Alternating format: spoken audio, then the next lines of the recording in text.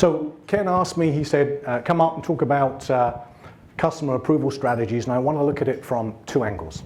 One, the customer side, and then the back-end side, as far as how do you automate those approval strategies.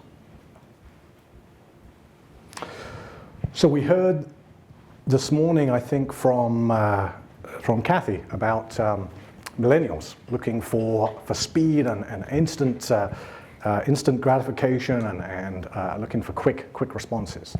So I don't think I'm going to tell you anything over the next 5-10 minutes that you don't already know. You can call me Captain Obvious. But so one of the things that I Googled last night was worst buying experience ever. No mention of car, no mention of finance. What came up? Any surprises? Cable. United. No. Thousands and thousands of complaints about buying a car, new or used. So when you get back to the hotel later, have a look, but it's fascinating.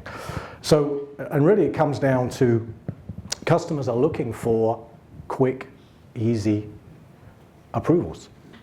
We saw from some of the stats that Marguerite put out earlier about the dealerships. Where are we going to be in 4 years' time?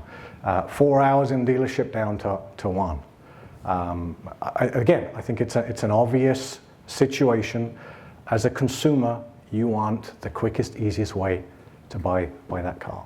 And that path of least resistance is that speed, is it the financing, is it the convenience? So all angles. And one of the other things this morning I took note of was some of the executive opportunities that Marguerite mentioned, technology improvements. Personally, I think the vast majority of this issue we have of the worst experience ever can be solved with technology, a platform. Tying these connections together. I think tomorrow we have a session on connected decisions. It's really sharing that information across the different systems. So more from the actual automation side. So there's three areas I wanted to point out about sort of the accepting of essentially a loan application for a vehicle. This is what we're seeing out in the marketplace, and this is not necessarily just for auto finance, but in any of the retail lending side as well. We're seeing a correlation of marketing to origination. So we have the term called the common decision currency. So what does that mean? It means that your marketing department and your credit risk origination department are talking the same language. So marketing offers are going out using the same criteria, the same cutoffs, the same decision strategies, logics, pricing matrices as you're using when the customer comes back. What does that result in? Obviously a shared environment where these strategies can be put in together, and in theory, a happier customer. He's been sent a marketing offer, he's got some sort of offer in his hand, he goes in to purchase his vehicle or get his credit product, he's happy. He's got through that process. The general increase in approval rates, again, I think this is a technology play or a platform play. What we're seeing best practice out there are systems that allow your credit risk guys, your underwriting side to make changes and essentially have the levers and the controls to adjust your approval rates. So that's not just as far as simple as changing a cutoff score.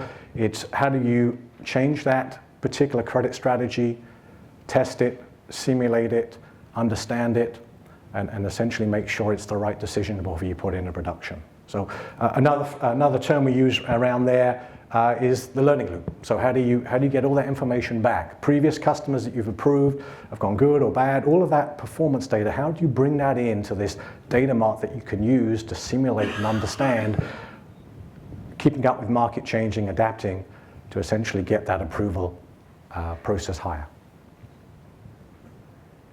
And then pricing. I think there's actually a session a couple after myself. I think Matt's going to run an actual presentation on pricing. But pricing obviously is key. And what we're seeing there, and this is really between the dealer and the back-end lender, they're obviously, again, customer experience. They're not looking to do that back and forth all the time.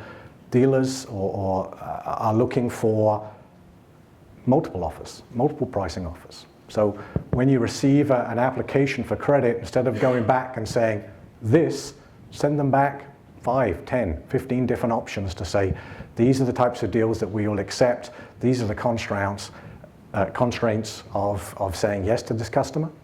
And again, what does that result in? Customer coming in, quicker, faster approvals.